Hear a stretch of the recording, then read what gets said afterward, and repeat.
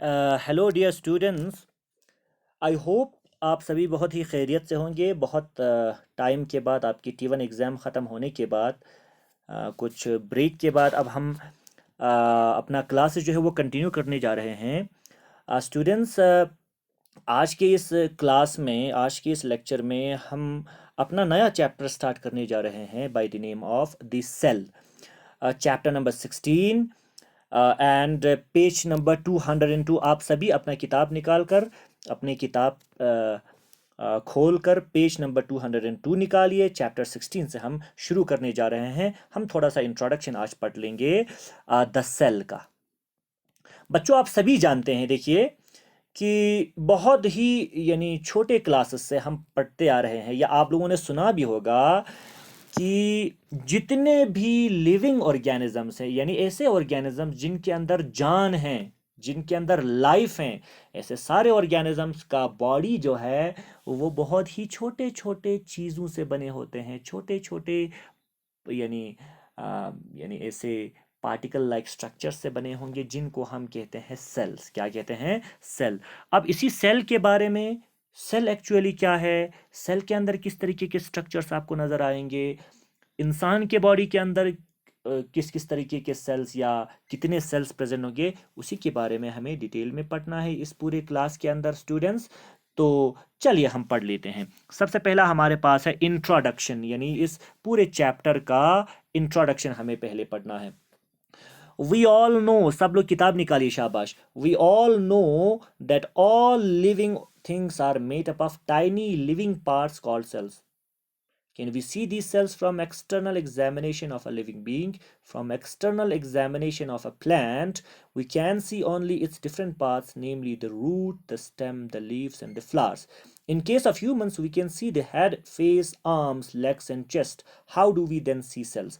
अब देखिए, सारे जितने भी लोग हैं, हम सारे, चाहे आप हों चाहे हम हों, सब लोग जानते हैं जितने भी लिविंग ऑर्गेनिजम्स हैं वो बहुत ही छोटे छोटे, टाइनी का मतलब हो गया बहुत ज़्यादा स्मॉल, बहुत ज़्यादा छोटा, लिविंग पार्ट्स से बने हुए हैं जिनको हम क्या कहते हैं बेटा? सेल्स कहते हैं। क्या कहते हैं? सेल्स। तो इसीलिए हम कहते हैं cells are the basic structural and functional unit of life. वो आगे हम पढ़ेंगे, ठीक है? ओके। अब क्या लिविंग ऑर्गेनिजम्स को बाहर से जब आप देखोगे तो क्या आपको सेल्स नजर आते हैं? मान लीजिए आपने एक प्लांट को देखा, तो आप जो ही एक प्लांट को देखते हैं, उस प्लांट के अंदर आप क्या क्या देखते हैं? अलग अलग पार्ट्स, अलग अलग हिस्से देखते हैं। आप क्या देखते हो? उस प्लांट का रूट देख लेते हो।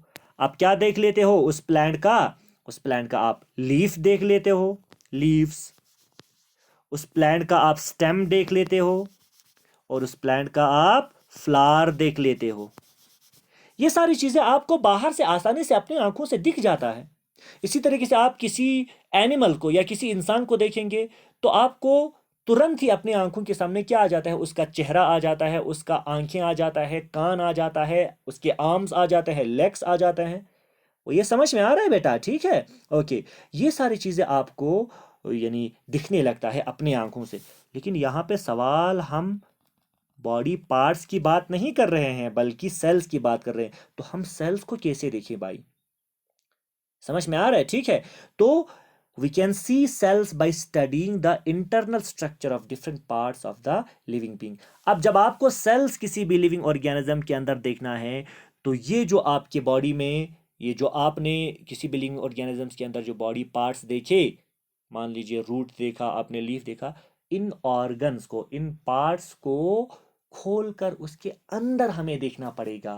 अंदर देखने के लिए हमको कुछ इक्विपमेंट्स की भी ज़रूरत पड़ेंगे, कुछ चीज़ों की भी ज़रूरत पड़ेंगे, औजार की भी ज़रूरत पड़ेंगे। उनको इस्तेमाल करके हमें वो सारा चीज़ क्या करना पड़ेगा बेटा? देखना पड़ेगा, ठीक है? Okay. This is done by making thin, fine sections of the various parts we want to study and then observe them with the help of some instruments.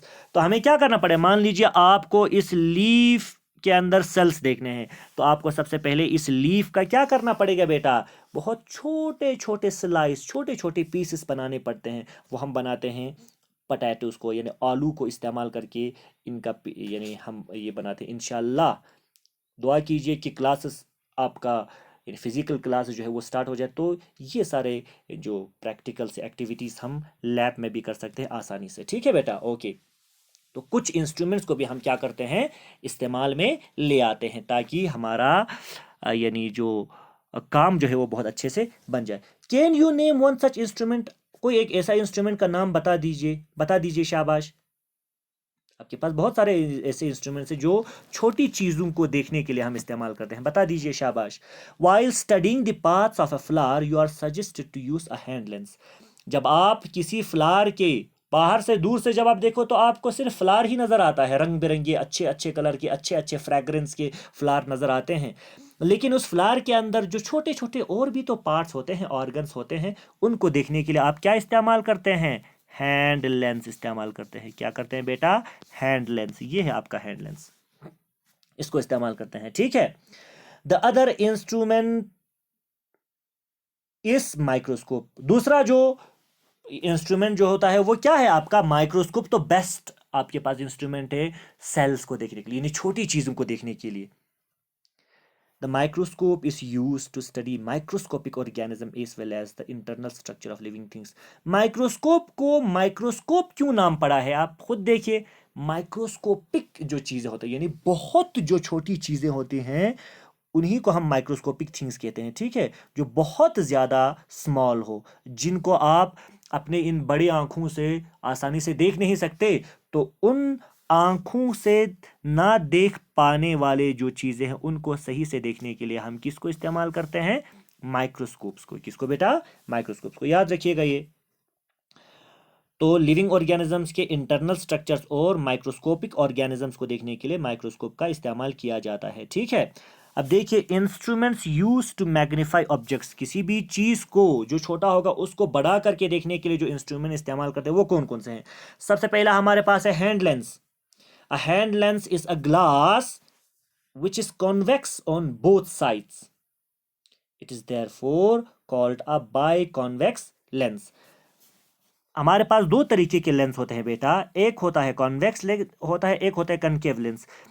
अगर कोई लेंस ऐसा होगा जिनके दोनों साइड ऐसे होंगे, देखिए ऐसे मीन्स थोड़ा सा अंदर की तरफ, साइड जो है वो थोड़ा सा बल्ज, ठीक है, और सेंटर वाला थोड़ा सा अंदर की तरफ क्या होगा, धसा होगा, अंदर की तरफ गया होगा।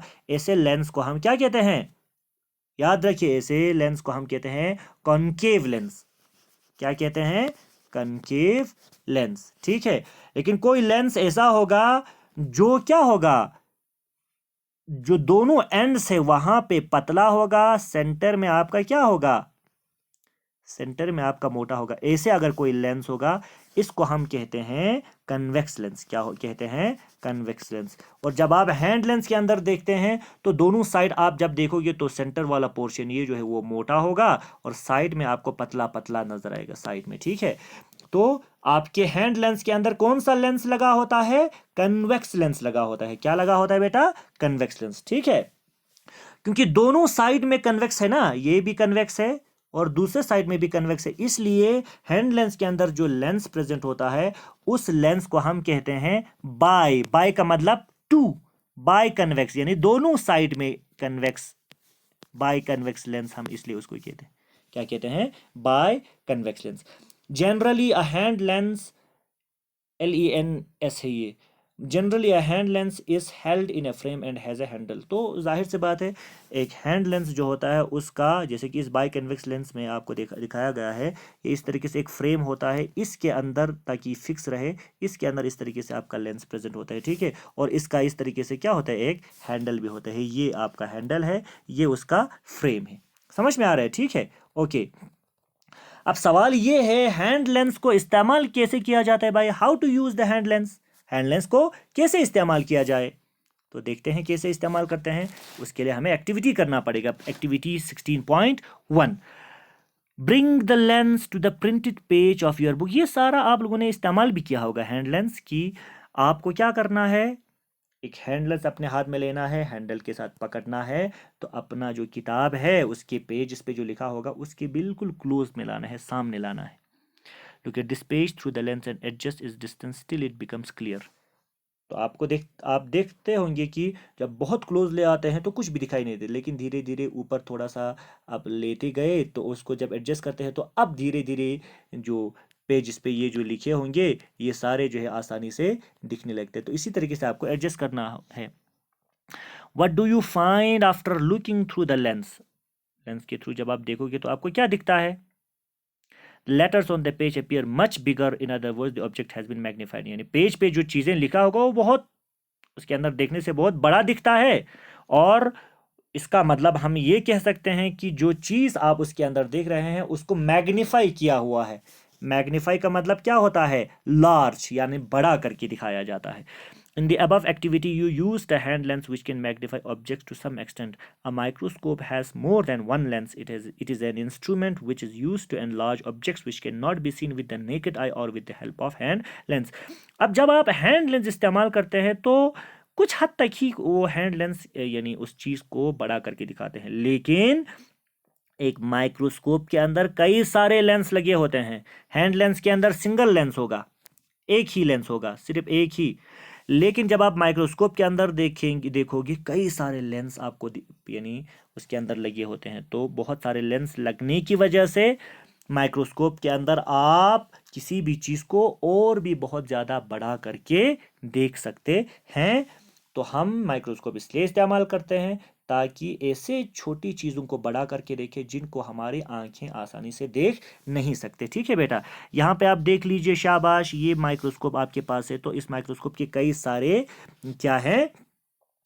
पार्ट्स हैं। ठीक है, यहाँ पे एक है कोर्स एडजस्टमेंट ऊपर, ठीक है, कोर्स एडजस्टमेंट ये एडजस्ट करेगा। फाइन एडजस्टमेंट, ठीक है, ऊपर जो है एक लेंस लगा होता है उसको कहते हैं आई पीस। उसके नीचे एक रॉड या एक चैनल जैसा है जिसको हम कहते हैं draw tube.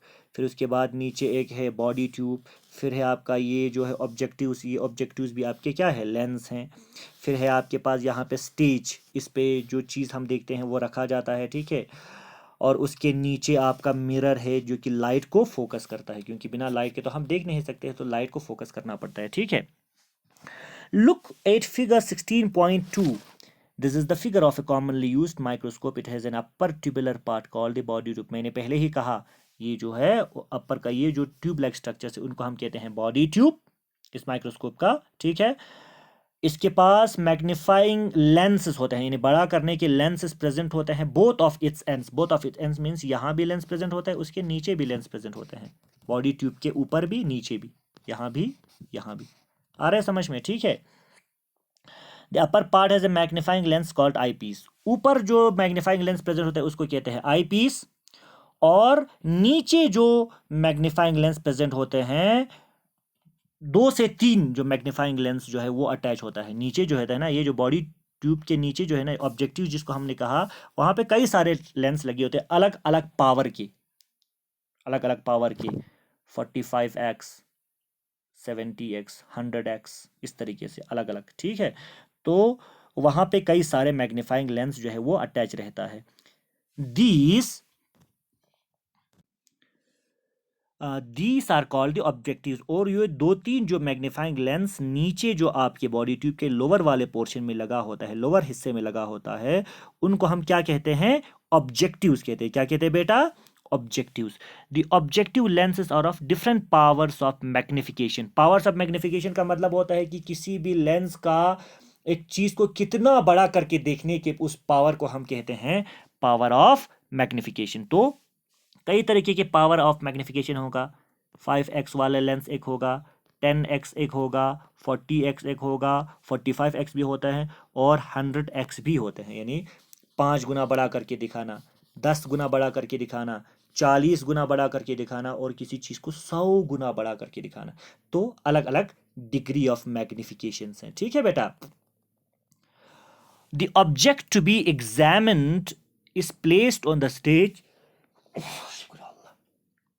Under the objective.